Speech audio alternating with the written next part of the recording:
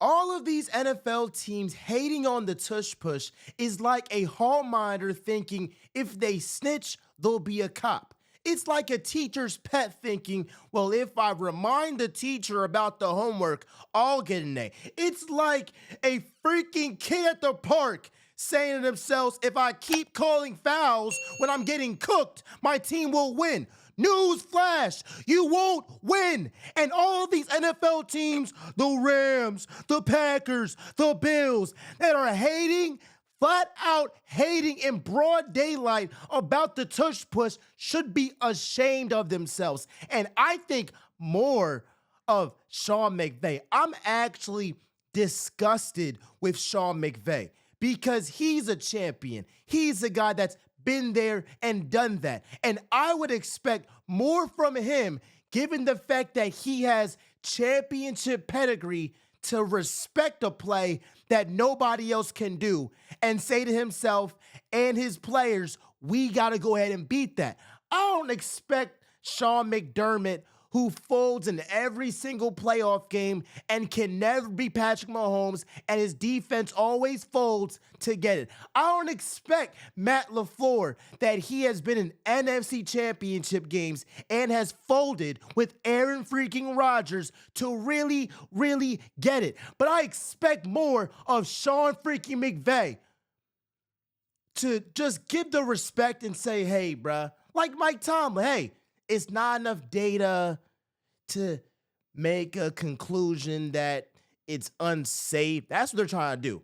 These guys are such big haters that they're literally making up safety reasons for the tush push. Just be blatant. I would respect y'all if y'all just said, you know what, y'all, I don't like the play because the Eagles do it and it's not exciting and I just don't feel like it's fair to the fans, or I just don't like the play because it's just too easy. I can respect that. I can respect you being honest. But what I can't respect, and how I just look at y'all with such disgust and disdain, is when I see y'all say, it's health and safety reasons. Let's read this quote from the Bills head coach, Sean McDermott. This corny ass quote. There's different forms of it out there. I know we're one of the teams that people identify that run it because y'all do. That's fair. There's other teams as well. We're going to act in the best interest of the health and safety of the players. I think that's the responsible way to go. Here's my question, and I would love y'all to go ahead and answer this question, but here's my question to Sean McDermott and to Matt LaFleur and Sean McVay. If you won the Super Bowl, are you talking about health and safety for a move that you perfected? No, you're not. Stop capping. Stop capping. Stop capping. That's my biggest issue with it. If it was the team, like let's say it's the Chiefs from 2023, and after they won the Super Bowl, they go out here and say, we propose the Eagles ban this play. I can respect it because, well, at least the Chiefs still won in spite of it. Versus you got the Rams, who the Eagles beat twice this year. And newsflash, it wasn't because of the tush push you got your ass beat. It was Saquon Barkley going for a buck, not even a buck, going for 200 freaking yards against y'all twice. Ain't no tush push. Hold on. Matter of fact, Sean McVay talking about some tush push. Jalen Hurts opened the game with a 44-yard touchdown to the crib. Let's get this stuff straight. That's what it is. Y'all ain't lose because of the tush push, the health and safety protocols, whatever it is. You lost because your team couldn't defend the run. The Packers. How about you focus your attention on Jordan Love not being a turnover machine and your players off rip fumbling the ball off kickoff, from the kickoff. And the Eagles showed your bum ass some mercy because Saquon could have broke out for a 70-yard run to the crib, but he slid to give his defense a breather and close the game out. Y'all gonna piss me off today. And I was in Atlanta and I was visiting family. I was, visiting my grandma. She got out of surgery. She's all right. I love her so much. And I took a little bit of a break. But you're telling me that in my break, y'all act freaking crazy. And now I have to come back home, get on this mic, and get crazy with y'all. I'm matching fire with fire. That's what it is. So here's my last point on the tush push.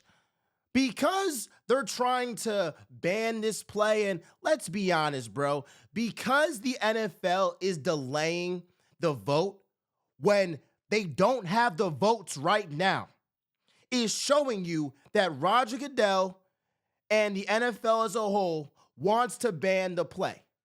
In the event that the NFL bans the tush push, we got to look at Jalen Hurts in a higher regard because the Eagles were not doing no tush push before him. And I'm going to lie, bro, I have never seen a quarterback literally get his signature move snatched from him. So that means this guy changed the game. You talking about Wilt. What they do with Wilt? He was dunking free throws. They said, nah, you can't do that, buddy. He changed the game. And so I'm looking at Jalen Hurts. He helped perfect a move that nobody in the NFL can stop. And they're so hurt by it that they want to ban the freaking play. What that just tells me is, all right, bet. Jalen Hurts is one of the best quarterbacks of all time, and he is the only quarterback to have his signature move literally be banned. That's insanity. That's insanity. So I might actually call Jalen Hurts the best quarterback in the league because they've never told Patrick Mahomes you can't do a certain play. They've never told Josh Allen you can't do a certain play. They've never told Joe Burrow, Lamar Jackson, Justin Herbert, all of these guys that y'all love that they can't do a specific play. But with Jalen Hurts, they're saying that, hey, it's unfair to the game. It's unfair because he's the only guy behind his stellar offensive line that can really perfect this play and make it so dominant, the most dominant move the NFL has ever seen.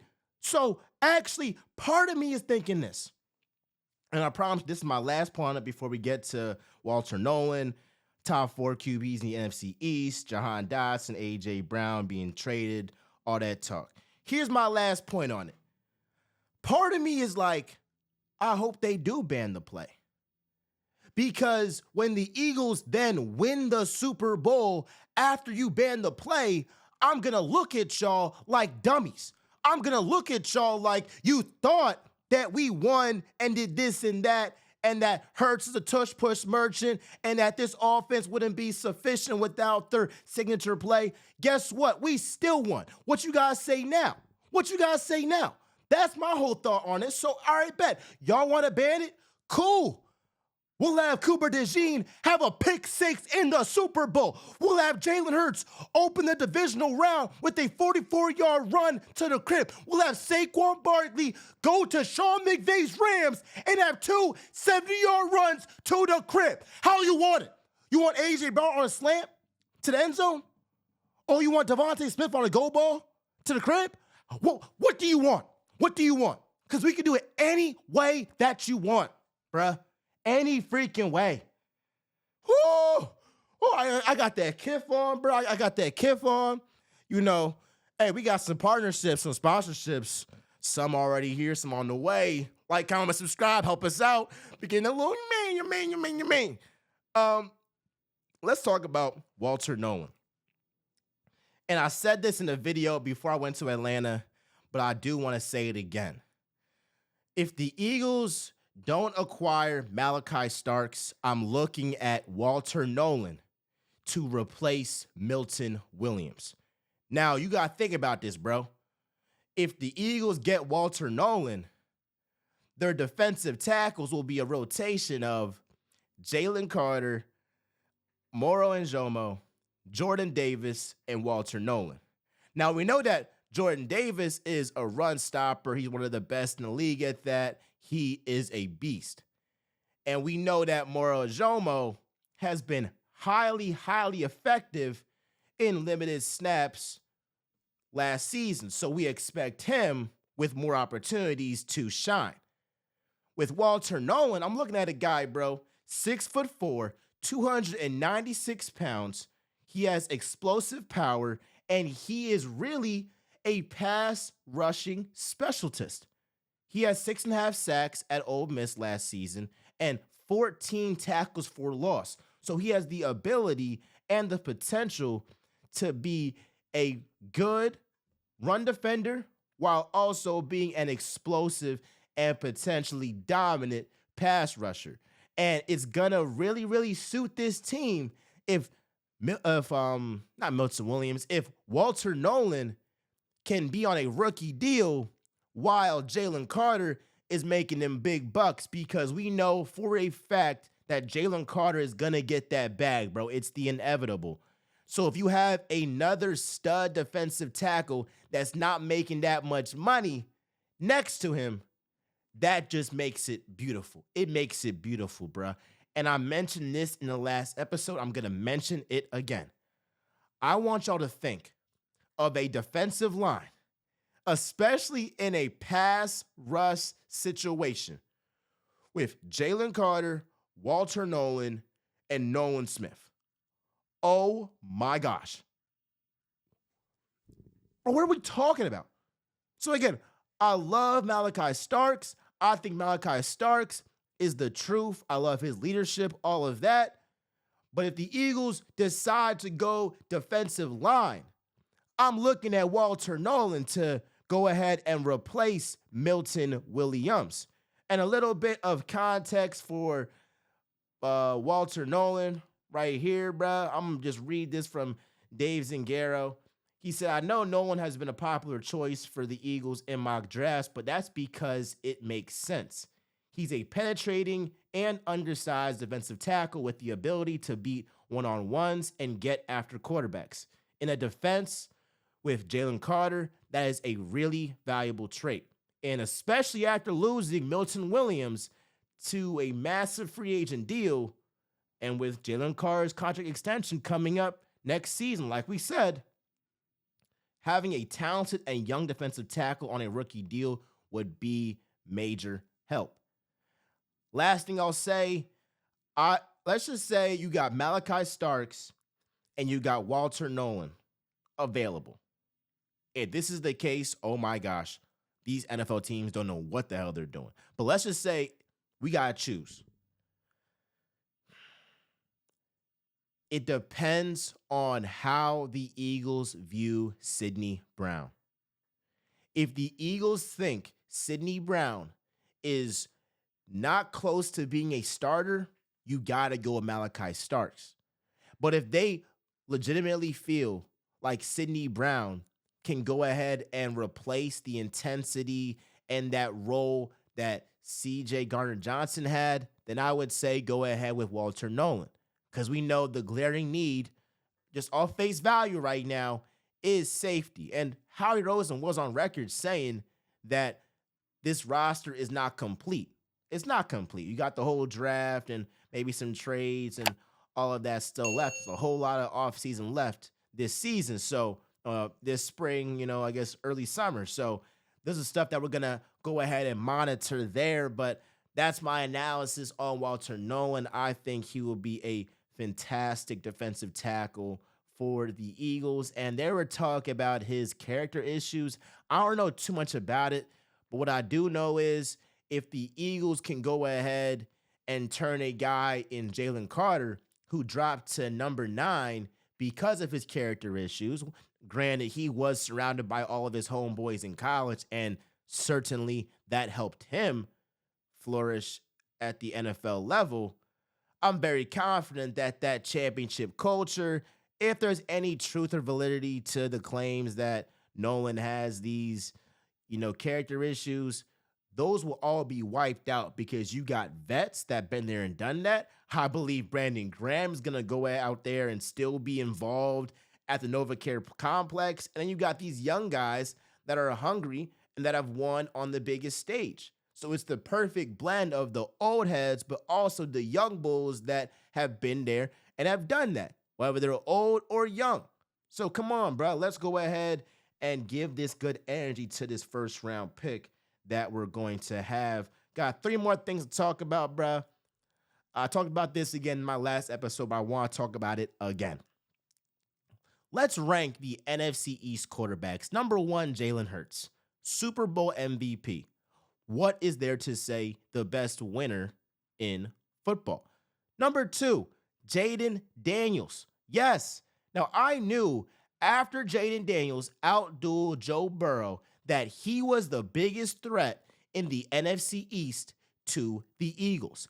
I knew then before Dak Prescott got injured. I was like, Dak is not doing this.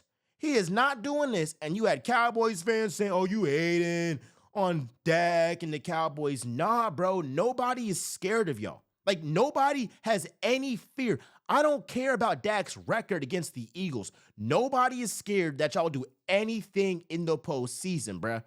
Come on, bruh. Come on. Number 3, Jameis Winston. I'm playing. All right, it's Dak Prescott. Dak is number 3. I think Dak is a good quarterback. At times, he can be a very good quarterback if he has an excellent team around him. I'll give him credit. In 2023, he had a fantastic season and was second in MVP voting, but we saw on the biggest stage, he folded. Now, could some of that go to Jerry Jones and him not surrounding him with a great team around him sometimes? I'll give you that, because there have been times that Dak hasn't had a great running game and he's had to overperform in aspects of his career. But there's also been times that Dak has had a phenomenal running game and has not gotten the job done. So it can go both ways. So Dak Prescott is comfortably number 3. Number 4 is got to be Russell Wilson. I'm not going to troll and say Jameis Winston, but here's the thing with the Giants. The Giants are in a situation that Brian Daboll and Joe Shane are trying to keep their jobs. If the Giants are bad enough to get the number 1 overall pick, Brian Daboll and Joe Shane are gone. Because if the Giants have 2, 3 wins, 4 wins, and are terrible again, there's no way they keep their job. So the reason why they brought in Russell Wilson was because they believe that he'll at least keep them afloat from being the worst team in the league. They'll still be bad, but they might win like 5 or 6 games. You feel what I'm saying? And that might get them like the 8th or 9th pick or 10th pick, or like around there, like a 7th pick, where it's like you got to either trade a haul for that number 1 overall pick or you're not going to get that guy. And so that's why I think they should get Shedeur Sanders personally, and that would piss me off if they got him. But how it looks, it doesn't seem like they're going that direction, and that's just typical Giants stuff. And you might ask, why are we talking about the Giants? Because they're in the NFC East, and all of this stuff matters when we're playing these teams twice a year. You got to go ahead and evaluate each team and how they're doing. Like, the Commanders are the closest team in the NFC East to the Eagles, but they are far away from the Eagles, talking about head-to-head, because of their defense. And I just don't trust that run defense and their corners, even though I like the guy Sanders still from Michigan, and I think Marshall Lattimore is a little bit, past his prime, actually a lot past his prime, but they're the team that's comfortably second. But that's the reason why we're talking about these NFC East teams. I want to go back to the Eagles specifically, and I want to shout at a guy, Jahan Dotson. Jahan Dotson is not getting talked about enough, because in the Super Bowl, he had 42 receiving yards. Let's put this into context. Excluding the Eagles' last game of the year, when they already locked up seeding, Jahan Dotson, season high last season. Jahan Dotson's season high last season was in the Super Bowl. Jahan Dotson's only touchdown of the year was in the playoffs against the Packers. So here's a guy that on the biggest stage and in the biggest moments, he performed. Of course, I believe that come next season, that's going to build more trust in that relationship between Jahan Dotson and Jalen Hurts. For sure. Because we have seen with Jalen Hurts, he got to trust you. He got to trust you. He's so close with Dallas Goedert because they've been they've been connecting since 2020. Smitty, 2021. AJ, 2022. Jahan, it just got started. But because Jalen saw what Jahan did on the biggest stage, I expect Jahan Dotson to have a breakout year in 2025. 100%. Because there's no way that you come from having a breakout performance in the Super Bowl and frankly in the playoffs to going back to just not being a factor. And again, some of that goes on Jahan, but some of that also goes on Jalen Hurts to go ahead and find him and the offensive coordinator to not just look at AJ and Devontae, which although they are the priority, we want a well-balanced offense. And if we also want the Eagles to repeat as champs, I believe their offense will have to be better just to compensate for maybe a little bit of a step back from the defense. I'm not saying they'll be bad, but if they're number one, if they're like top 10, maybe 8 or 9, we're going to need the Eagles offense to go ahead and pick up that slack, even though it might be a little bit of a drop off, right? We're just trying to be consistent. Last thing I want to say, bruh, it's really funny these Patriots fans believe that A.J. Brown is going to get traded to them. It's not happening. I know that Tom Brady is his favorite player and he got that signed jersey. Hey, bruh. Tom Brady's the GOAT. He got that GOAT mindset. It makes total sense why A.J. Brown would look at him as his favorite player or one of his idols in football, for sure. I don't care that the Patriots were A.J. Brown's favorite team. I don't care that Mike Vrabel had a great relationship with A.J. Brown in Tennessee. Over my dead body is A.J. Brown leaving Philly. You can best believe that. And you better stop comparing him to Brandon Ayuk and Deebo Samuel and all these wide receivers that haven't done nothing in this league in terms of winning the championship. No, A.J. Brown's done both. He's put up gaudy stats. He's had back-to-back 1,400-yard seasons, but he's also backed that up that in the Super Bowl, he got 2 touchdowns. In the Super Bowl, he balled out on the biggest stage. And this is a guy that you're not going to find a wide receiver on that guy's level. You're not. A.J. Brown's a top 3 wide receiver in this league, and it's frankly not close. And you could argue that if his production was on the level of Jamar and Jetta's, he would have the same, if not better, numbers than Jamar. Just the facts. I love y'all. I appreciate y'all. Real Talk with MJ, y'all know I always keep it real. I'm out, y'all.